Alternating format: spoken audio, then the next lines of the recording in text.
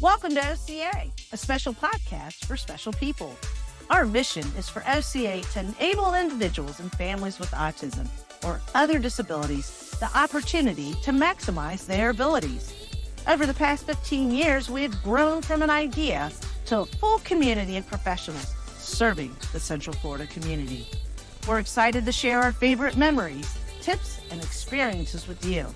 And we hope to inspire you to get involved too. Ready to get started? Let's dive in. Hello, OCA family, and welcome back to the podcast. I'm Margaret, COO of OCA, and I'm so glad you're back for another episode. Today we are talking ABA therapy.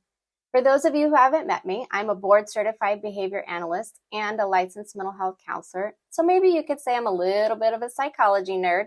So I'm excited to talk to you today about ABA. For those of you that are not familiar with that term, it's applied behavior analysis, and we'll get into the definition in just a minute. But OCA uses ABA as the foundation for services because we have found great value in applying the principles in an ethical manner.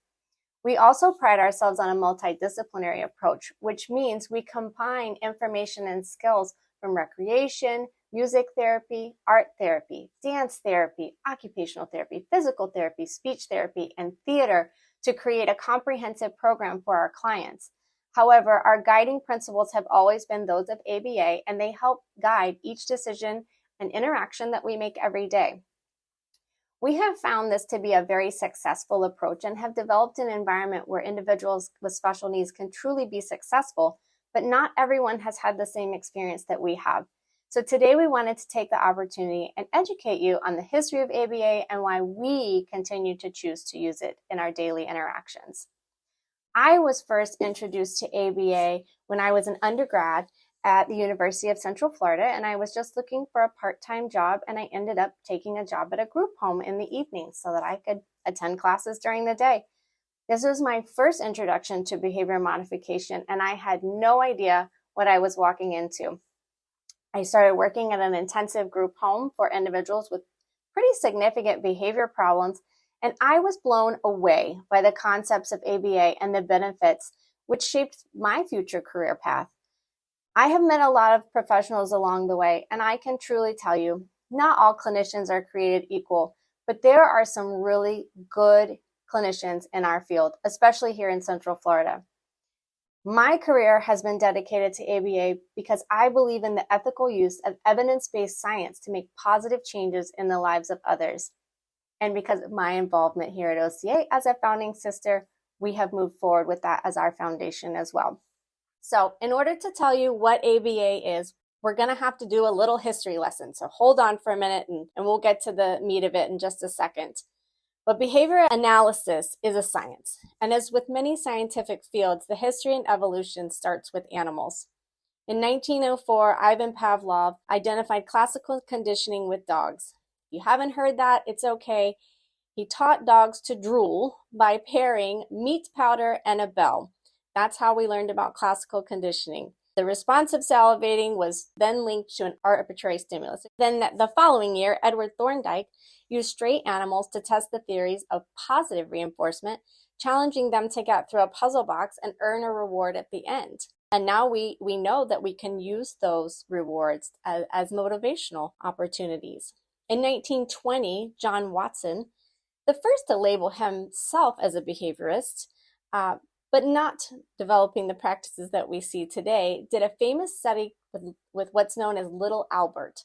A 9-month-old baby was conditioned through exposure to be afraid of a docile rat by pairing the sweet rodent with a loud noise upon initial exposure. Basically, every time this rodent was presented, they startled the baby with a loud noise, and eventually the sight of the rat elicited that fear response. I think we can all agree there's lots of ethical concerns here, and we definitely don't need to repeat this study anytime soon.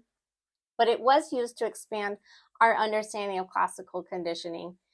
And we also learned from that how pairing an object or a person with a positive or negative trigger can change how we interact with that object or person.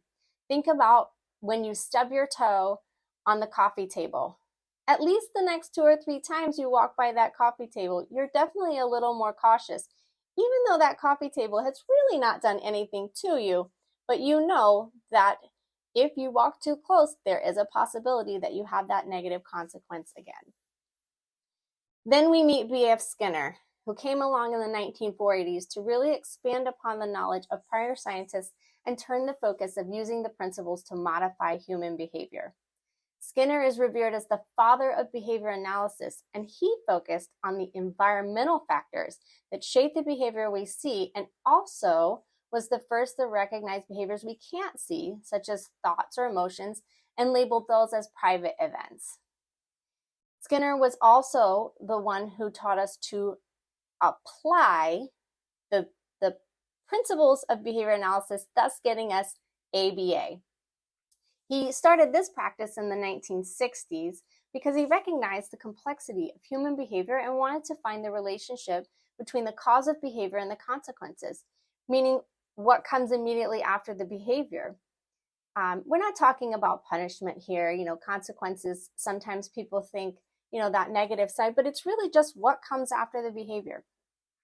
He worked with patients in the psychiatric hospital who typically had some pretty dangerous behaviors to improve their quality of life and also their interactions with the staff that were caring for them.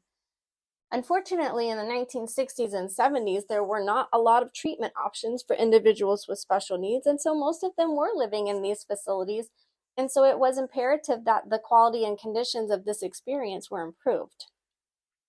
ABA, again, as I stated, is simply the application of behavior analysis, but what we know today is it's used to solve a particular issue that is usually a behavioral excess, which means a behavior is happening too much, or a skill deficit, which means a behavior is not happening enough.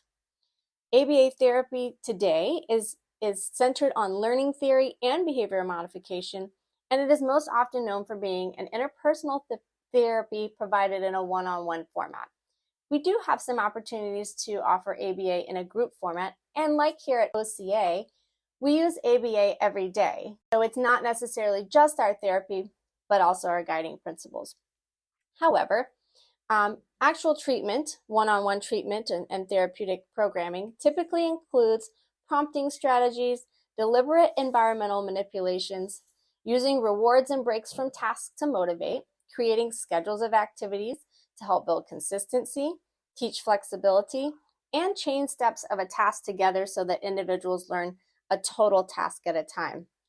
Clinicians have the ability to change programming and be flexible as a client demonstrates a need. So we find, again, here at OCA that it is really meaningful. It's most often revered as an evidence-based science and has been endorsed by the American Medical Association, the American Psychological Association, and the U.S. Surgeon General because the practices are typically safe and effective treatment for individuals on the autism spectrum, as well as individuals in other populations. Logistically, services include an initial screening, a formal assessment, goal setting and ongoing data collection, outcome measurements, and program evaluation. What's really great is parents and caregivers should be included in each step, so they can also have all of these strategies in their toolkit so that therapy and progress occurs long after therapy is terminated and outside of sessions.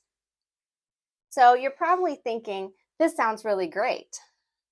However, not everyone, as I said before, has had the same experience. So recently there's a stigma around ABA. Criticism of ABA has surfaced in the last decade, where we're hearing from individuals that had unfavorable results. I think it is truly important to be realistic that not everyone will be successful, and two individuals receiving therapy may have completely different experiences.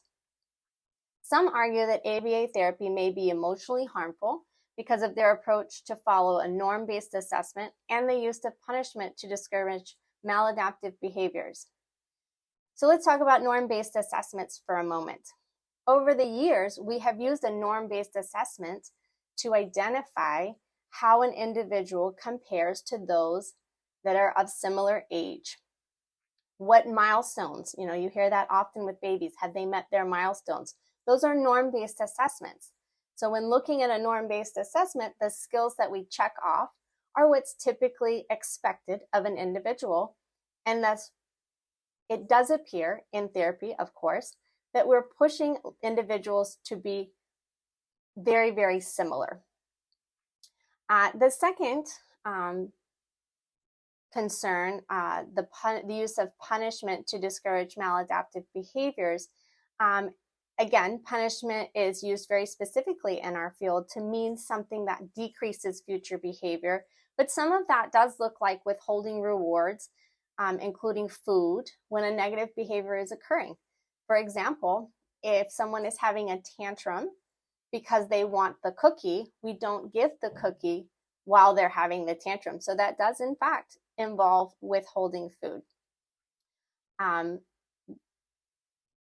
This gives us an opportunity to see how it does make other people feel.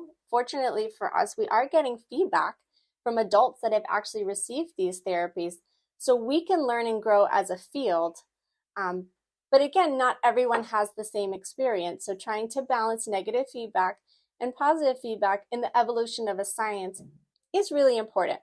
So I've made a little list of pros and cons to kind of help us weigh it out for a minute. A pro of ABA therapy is there is thousands of studies from starting in the 1970s supporting the consistent improvements of those individuals who have received ABA therapy. Because let's be honest, if it's not working, we don't need to keep doing it. A con is that it can be very time consuming and expensive. There are also lots of studies that show the challenge for families of individuals with special needs when it comes to the financial and time commitment required to get their children what they need. The amount of therapy required for an intensive program can be astronomical, and costs can be prohibitive, and time required can be exhausting for families. This is one of the things OCA has tried to commit to solving in all of our fundraising efforts and commitment to low-cost programming. But it is really something to consider as someone who is going to have ABA therapy for the first time. Another pro is the majority of professionals have received extensive training to become a behavior analyst, most having a master's degree or higher. I can also tell you that the requirements outside of education in doing supervised hours before you can sit for the board exam, there are lots of requirements to practice the skills and demonstrate the skills to show that you're proficient before you become an analyst on your own. One of the cons is that these highly qualified therapists are often in high demand and can be hard to find. And also looking at where you live, you might have very, very limited access to individuals that have that qualification. Another pro is the customization and personalization of ABA programs. Each program should be client-specific, and though we do use norm-based assessments, the ethical approach is to spend a good amount of time with each client before developing their programming to identify their wants and needs, the wants and needs of the family, and the best way to approach gaining those skills and reducing any negative behaviors for that individual. A con that we must identify is some people feel that you do get robotic results and a lack of sensitivity to personal preferences when we are using those norm-based assessments or when we are doing all of our ABA therapy in a clinical setting. Think about if you're sitting at a table and you teach a child to say the same thing over and over and over again to practice that skill. It's called a discrete trial, and we repeat it often to help gain the skill. But then sometimes when they leave that opportunity, it does sound very rote in their responses, and it does take a commitment to generalization across environments and some natural teaching to ensure that we are creating individuals that are not, in fact, robotic. So that's my little pros and cons list. But ultimately, I want you to know that there are benefits to ABA therapy. According to a study completed in 2022 by the Laurel House and Silver Hill Hospital, ABA is 89% effective as a treatment for autism. Again, it is also a treatment for other populations, but this is our specialty. Caregivers have reported an increased focus, better self-help skills, enhanced communication, generalization of skills across settings, and decrease maladaptive behaviors. Maladaptive behaviors are those behaviors that can be dangerous or can impede their ability to perform daily tasks and be integrated into society. When qualified ethical clinicians are involved, clients build lifelong skills. OCA will be celebrating its 15th birthday next year, and we see clients gain skills every single day. We see clients gain enjoyment of life every single day. So again, we see that it's working. Clients may gain skills in communication, in grooming, academics, in social skills, lots of doors opening because of this scientific approach. Also, because ABA does address dangerous behaviors, decreasing dangerous behaviors is an immeasurable need. You can't have someone that's putting themselves and others at risk long term. So we want to decrease all of those dangerous behaviors, because ultimately it improves the quality of life for the participant, and it also improves the quality of life for their family. And when those maladaptive behaviors are decreased, it increases their ability to be engaged in their community and find leisure skills and improve academic skills. So lots of doors open again when we can decrease negative behaviors and increase those skills. OCA believes in the science of ABA and has witnessed the long-term benefits over our time. And we choose ABA for 3 reasons. 1, that individualized approach. Because if you have met one individual with special needs, you have met one individual with special needs. At OCA, we celebrate diversity and the uniqueness of each individual. And by taking an ABA approach, we can individualize how we teach skills, how we motivate, how we interact, how we set up the environment. So this supports our commitment to diversity. Number 2, it's adaptable in nature. Your ABA toolkit can change space by space, room by room, individual by individual. You can take it in the community. You can scrap what you're doing and take a different approach. It allows for that constant change because life is not scripted. So we need to be able to be flexible, and ABA gives us that opportunity. And finally, number 3, we choose ABA because positive reinforcement means we get a little celebration each time. Each time someone does a skill for the first time, the second time, the 100th time, we can celebrate with that positive reinforcement. And OCA loves a celebration. So all in all, there are some criticism to ABA, but OCA chooses ABA because it has been a positive experience for us. And I hope that you have seen some of that too here today. So thank you so much for tuning into this week's episode. We can't thank you enough for spending a few minutes of your day with us. If you want to find out more about OCA, log on to gooca.org, follow us on Instagram at OCA for You, and follow us on Facebook at OCA, a special place for special needs. And to make a free and immediate impact, leave a review of our podcast, give us a 5-star rating, and share it with a friend. See you again soon for another episode of OCA, a special podcast for special people. Do the dash, the monster dash. 'Tis the witching hour to break in your favorite costume before the trick and treats. Stop for a spell this October with your family, coworkers, and friends at OCA's 4th annual run event to benefit services for people with autism and other disabilities. This year's Monster Dash includes 3 ghostly affairs: a 5K, a kids' fun run, and a family stroll that's a 1/4-mile lap. Ready to be the ghostess with the mostest? Sign up today to race, give a donation, or become one of our spooky sponsors at gooca.org/monster-dash, or click the link in the caption wherever you're listening to our show. We can't wait to walk, run, or roll with you October 14th at 7:30 a.m. in Blue Jacket Park in Baldwin Park.